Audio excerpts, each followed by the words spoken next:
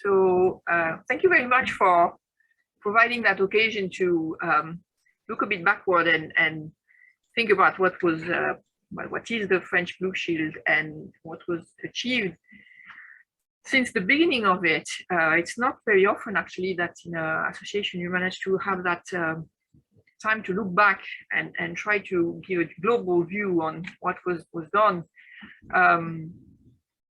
So in a few words, the Blue Shield, French Blue Shield, was created in 2001. So we did celebrate our 20th anniversary last year, and unfortunately, due to the general circumstances, didn't manage to do a proper celebration or meetings to put it a bit forward. So that was a bit sad, but that's the way it is. 2001, created as an association of public interest from the start, and with trustees representing the 5 funding bodies of Blue Shield, and also French military and Ministry of Culture were present there. I personally joined in 2006, and I remember those members being there. In 2010, there was a change of statues that I will kind of talk a bit more about in a few minutes.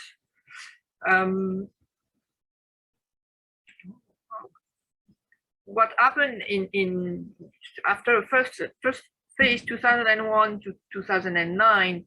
I think the focus was a bit more on well, implementing the Hague Convention for sure.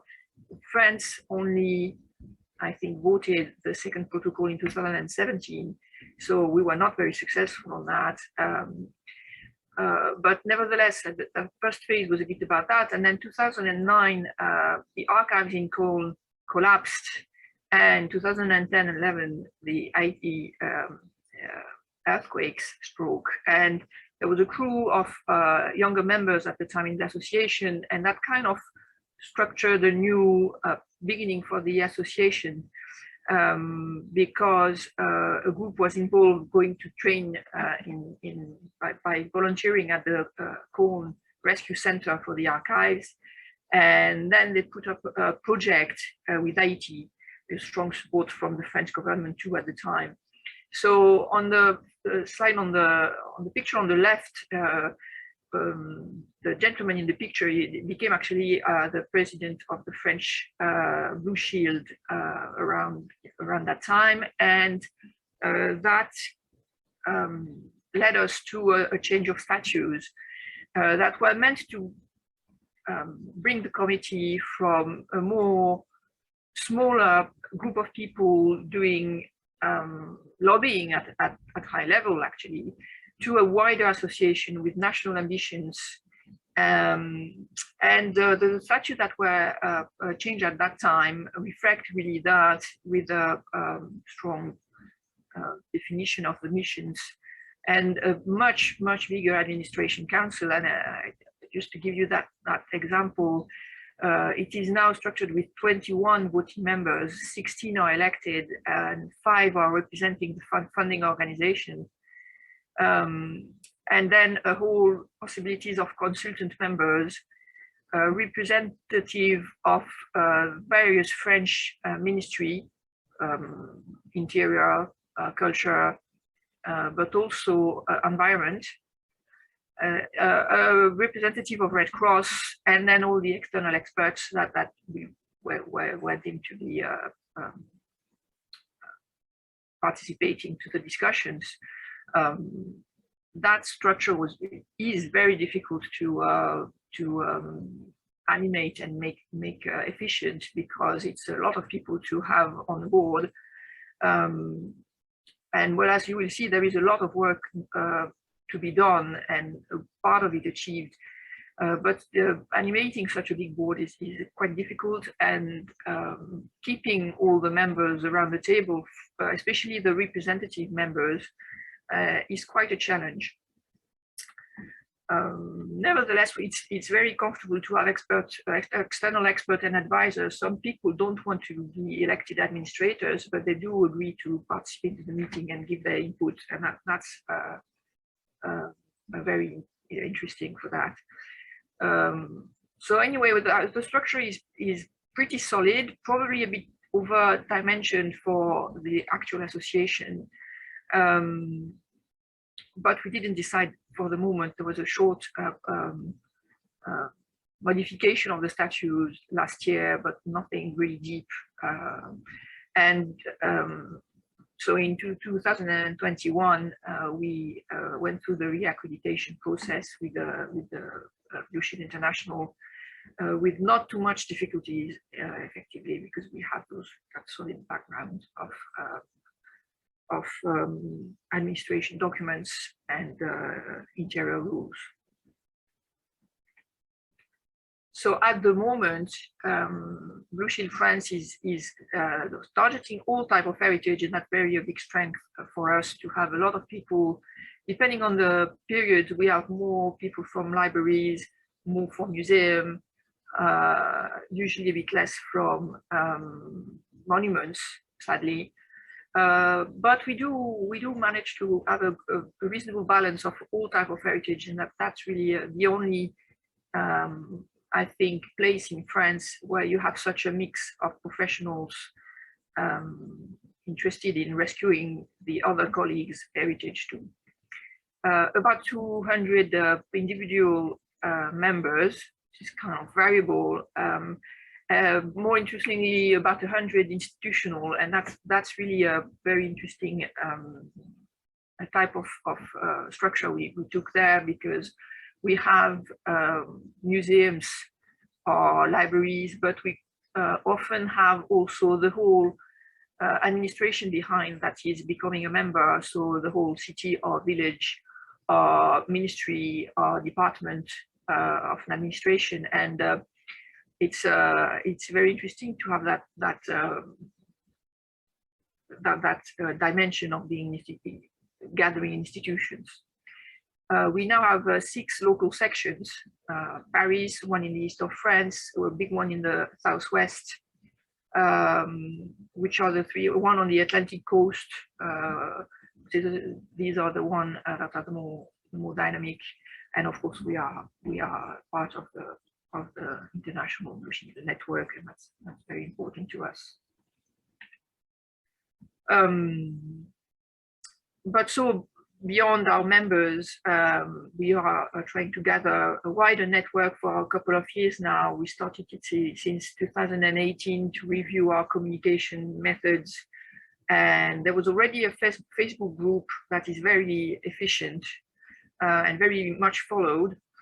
Our website is having, as you see, 84, almost 85,000 visitors in 2020, and we had a massive issue with it last year. So 2021 would be a word year to that.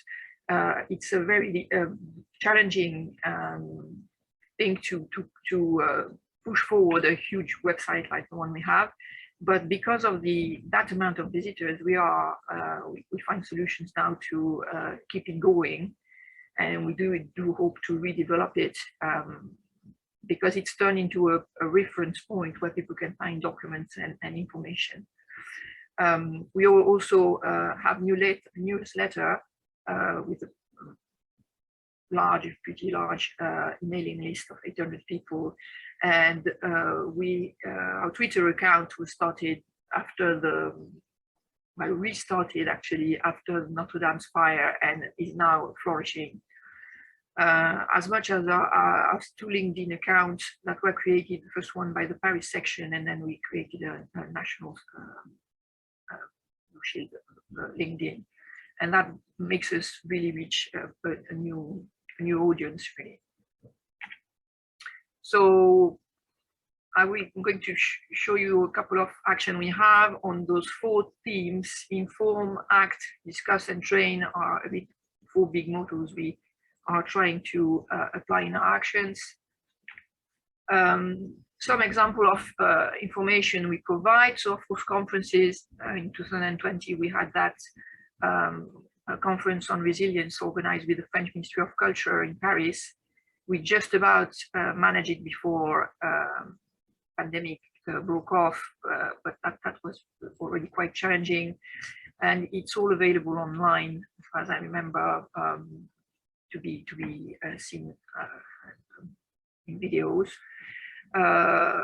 Another type of information, during the pandemics, the Paris section decided to gather, and they put together a handbook for assessing collection during pandemics, to face the fact that you have less, well, everybody was confined, and so nobody could really check what was going on in storage and in exhibition halls. Everybody was on shutdown. And so they published that booklet on the left, that is also translated in English and in Spanish, and is also available online or on demand, depending on the stage at which we're developing our website, allow us to have it really easy to click on online. And also that report on heritage damages, that was a 2-year, 2019-2020, full view of how many sites in France and what type of sites were impacted. It's a type of document that doesn't exist in France. Hoped for years that the Ministry of Culture would at last decide to start something like that, but actually there is no statistics at all on that point, and so we finally decided to mission someone and get it done. On another aspect, training is also a core activity we had. There was a hope after 2010 that we would manage to structure nationally a network similar to Red Cross and have local sections taking over emergency response, and that didn't work. It was a really, I think, great learning curve for the association, that actually, as we are mostly still now heritage professionals, there is simply not enough of us to be trained and to be available when there is a problem somewhere. So we carry on training our members and developing expertise, so that when a disaster happens somewhere, well, first we have cooperation with the fire guards, and also if there is a need of specific expertise, and we are contacted in that frame, that we can give names of people who could potentially at least advise that from a distance or even go on site.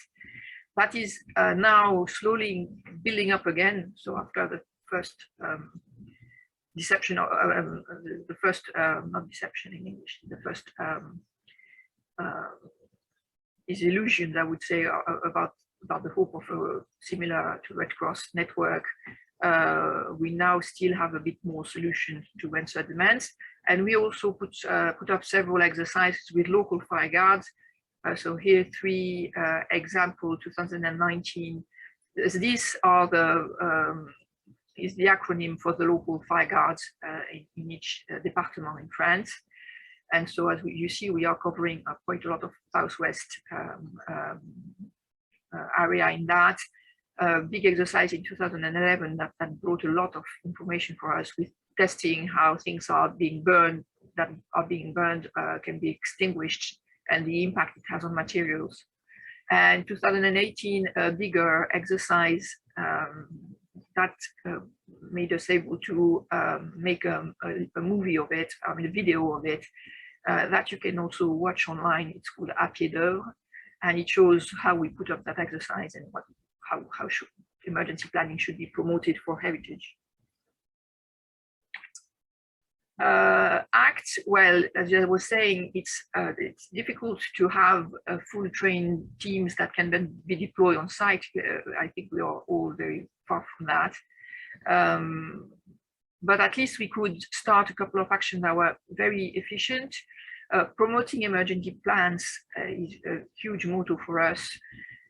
We are now covering through our members minimal information, I think, in almost all conservation training in the country, library, museums, heritage institutes. We are very, very often asked to do 20 minutes, half an hour, 40 minutes presentations on the Blue Shield and on emergency planning.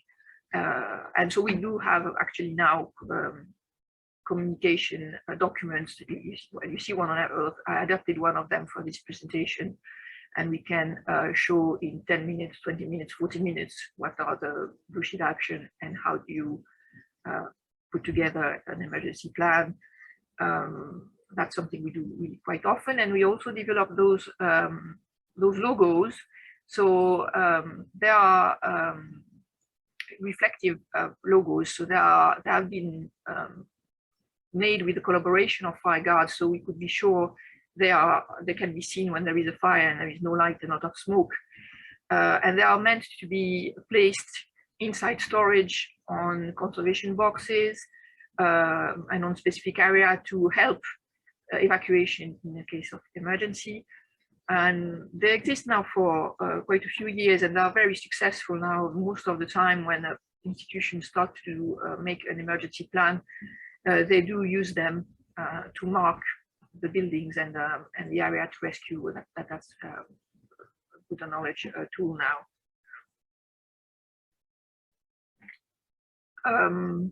Discuss is still a core activity. So it's true that the committees are initially, I would have described them as a bit of a lobbying structure in a way, promoting heritage rescue in near governments. And we are still trying to encourage a network of partners with the rescue organization, disaster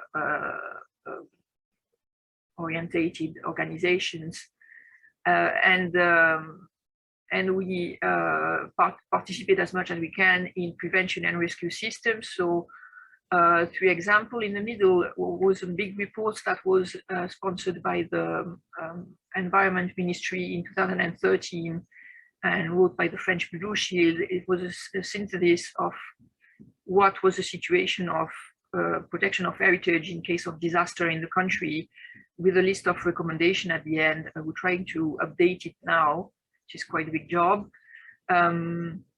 We are members now for several years of the National Commission for Flood Prevention, and that is a huge learning curve for those like me who participate and represent the Blue Shield in those commissions. We discover a lot of things and learned a lot of things about flood prevention and how little heritage was considered for a long time as a potential asset to be protected. And I think being in that commission did participate in improving a lot of the situation of heritage in those plans.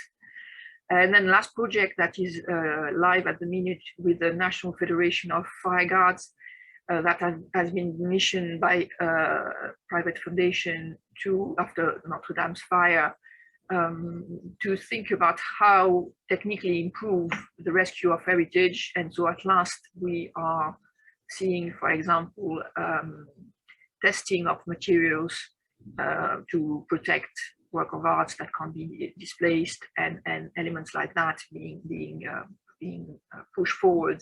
And in that project, the Blue Shield has been associated as an advisor, and it's a very interesting progress for everybody, I think. So I just wanted to announce what the interest of having a local section. Well, France is a 67 million inhabitants country with a bit of surface to cover and a high density of heritage. So that is on the picture is the what we call Pigarmed, so southwest of France section that has always been very dynamic. And you could see we just developed the areas where people want to gather to create a section. It's really voluntary based. It's very difficult to carry on because it completely depends on the local dynamism and promoters of the section. We hope that that the southwest east is going to redevelop in the future. Brittany has been under creation for a long time and still didn't emerge. And as I think at the moment, only the southwest section has always been live and that very dynamic. Paris had a bad moment, but is back on the road and is doing a tremendous work now too.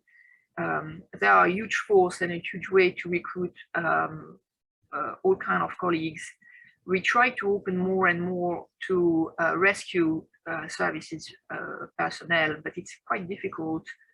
Fire guards are moving around quite a lot in the country, and we are still mostly association of heritage professionals.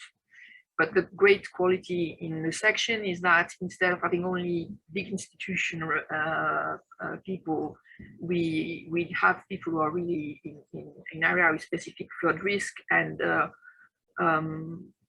all type of profile, from curators to people in charge of packing collections and having a more practical intake on the collections.